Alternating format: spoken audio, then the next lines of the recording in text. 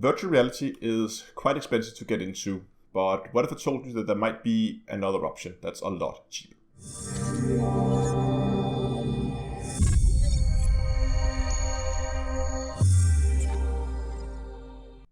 Today's video is sponsored by VRidge. Hello ladies and gentlemen, and welcome to Down to Earth Astronomy. The main reason I hear that a lot of people who might be interested in getting into virtual reality but is not doing so is because of the entry price. I mean, there are at the moment at least really only two options on the market in terms of VR gaming, which is the Rive or the Rift, where the Rift is the cheapest of the two, coming in at, I think it's currently retailing at $400 US, which is quite expensive, taking the maturity of the hardware and the number of games available into consideration. But I recently came across a option that might just lower that entry point a lot, and we're talking about a third of a Rift. So that's what we're going to have a look at today. So what I came across was a piece of software called VRidge by a company called VRidge. And what it does is it allows you to connect your phone to your computer and then make your computer think that your phone is a Vive headset, and thereby allowing you to use your phone as a screen and then put it into something like a Gear VR or a similar device and use that as a headset. And that's what we're going to try to do today. Okay, so let's try to install this thing. I already got the full version. They have two versions. There's a free version and a paid version. The free version will only allow you to run 10-minute sessions. So this is basically just a trial software just to make sure that all your hardware is working, just to give it you a chance to try it before you purchase.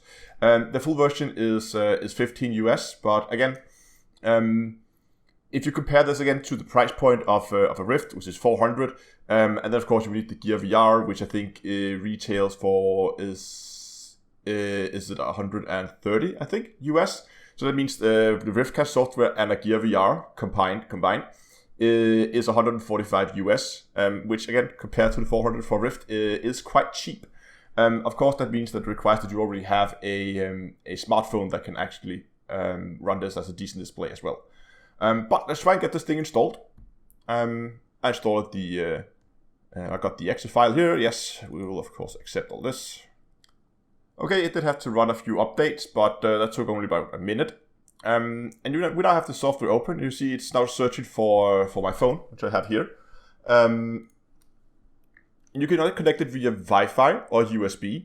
I haven't tried both, but they have a guide on this on their own YouTube channel, which is very, very helpful. So if you're considering this, I would highly recommend you go and watch this. I'll link that in the description. So basically, if you run it through a Wi-Fi, they recommend that you only do this on a 5 gigahertz connection, because otherwise you might have some issues with that. Otherwise, you can connect via USB. In which case you might have to disable your mobile network so you don't suddenly begin to use that as your network connection. But anyway, I'm just going to try to see. I'm already connected, of course, to... no, actually not. Just going to connect to my local Wi-Fi. And then I'm going to try, here on my phone, to... there we go. To launch the app and then see what happens. Oh, there we go. Awesome stuff. You can't. I don't know if you can see this on. Yeah, you can. Look at that. So far, it's just a simple, very basic Rift setup. But so press the play button. Okay. Wow. So I already have Steam VR installed, which of course you will need. This is running over Steam, and my phone is now just turned into a black scene because I haven't. I'm going to put this down for now. But you can see here it actually says that it's connected to something at least. But we need to run the room setup. I haven't done this yet, so let's just quickly do that. Okay, here we are, and I believe they recommend this as a standing. So I'm gonna hold the phone up. There we go. I'm gonna click next. We're gonna go hold this approximately where it's gonna be. Gonna click calibrate sensors. Click next. Got into my height. I'm pretty high. I'm 192 centimeters. I'm gonna go calibrate floor. Go click next. Setup complete. Okay, it says we're ready. So I guess next step is try to launch Elite. Okay, so here we are. We're now in game. And you can see here I have a small window here just so you can see. And so I just got a Google Cardboard just to try and test this out. I, of course, don't really have a Gear VR or something like that. And if you were to do this like properly, you probably want something a little bit better than this. You want something where you could charge your phone at the same time and stuff like that. And I am right now, as you can see, wires here, so I am running over Wi-Fi. And of course, it does not make any sense right now for me to do a direct comparison between like the picture quality. I can do picture quality, but the lenses is going to be different if you get a real proper headset, and it also, the picture quality is going to be dependent on the phone you have and all that kind of stuff. But what I am quite impressed with is actually how responsive it is. You can try and see here as I'm moving the headset here, it's actually pretty fast. I mean, there's no delay, at least that way. There does seem to be a little bit of a delay in terms of the picture coming back to the phone, and it does stutter a bit. But this might be down to me right now running it off a Wi-Fi connection. I'm going to try it with USB in a bit. I just want to try the Wi-Fi experience first, and now I'm getting a little bit of an artifact here. Looks like, yeah, there we go. There was a little bit of a glitch there in the video stream. This is most likely due to the fact that I'm running this as a wireless connection. And I am, though, to be fair, I am sitting at the other end of the apartment compared to where my router is, so I do have at least 2 walls to go through. But right now, I'm actually fairly impressed with how quickly it's responding to changes. Oh, what happened there? Yeah, okay. I have a little bit of some connection issues. I wouldn't blame that on the software. I think that's probably more down to the fact that I'm using a Wi-Fi connection.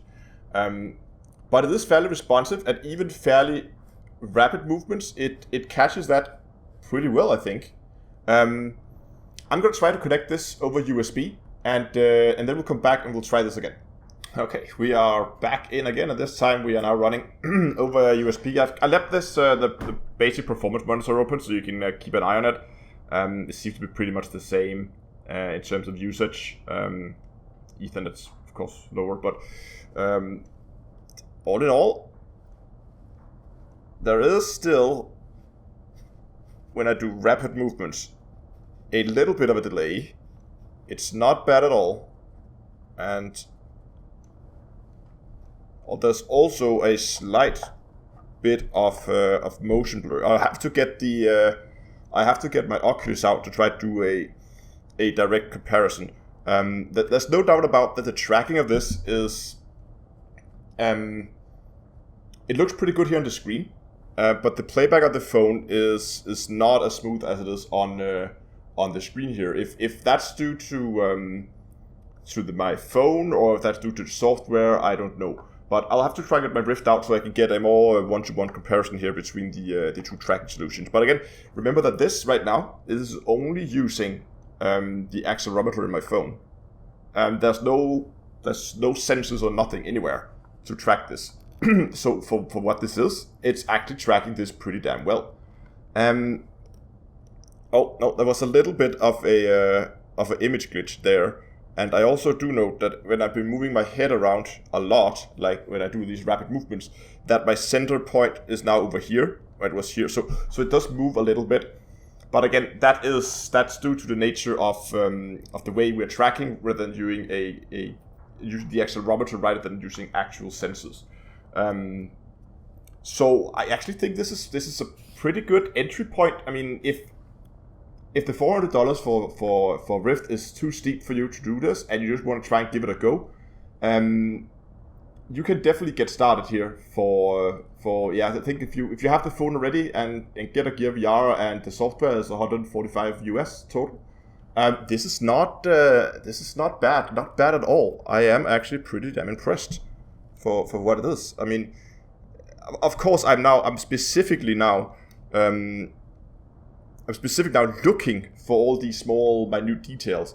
And and I am maybe also a little bit, because I'm just usually looking into a cardboard box basically, with a very cheap lenses. I would expect that at least that some of these the image quality wise would be better, but again, it's not fair to do a comparison of that, because that's again depending on the phone and depending on the headset that you have. But what I was mainly interested in was the tracking of it, and it actually does that pretty damn well. So it's definitely better over USB, no doubt about that. I would definitely recommend you do that, and you probably want to charge your phone at the same time anyway, so why not just use that, do that from your computer and run it over USB. So anyway, I'm gonna try and launch this in my Oculus, just so we can get a quick comparison of that instead. Okay, so here we are in the with the Rift, just doing a quick tracking test here. On the monitor side, I don't really see a difference. In game, I mean, there's no competition here. There's no doubt about that. Running this in a proper like a Rift is a better VR experience. But even though we are doing a one-to-one comparison, what I think is funny to notice here, look at my CPU. That thing is maxed out right now. It is running fairly smooth, but my CPU is maxed out. That's a 1080. Not TI, but just 1080. This thing is running, it is running hard right now. To be fair, it is capturing like full HD 60 FPS face cam, full HD 60 FPS screen cap. It's recording audio on a separate track. It's running VR and it's running this. It is doing a lot, so I am taxing my CPU pretty hard right now. But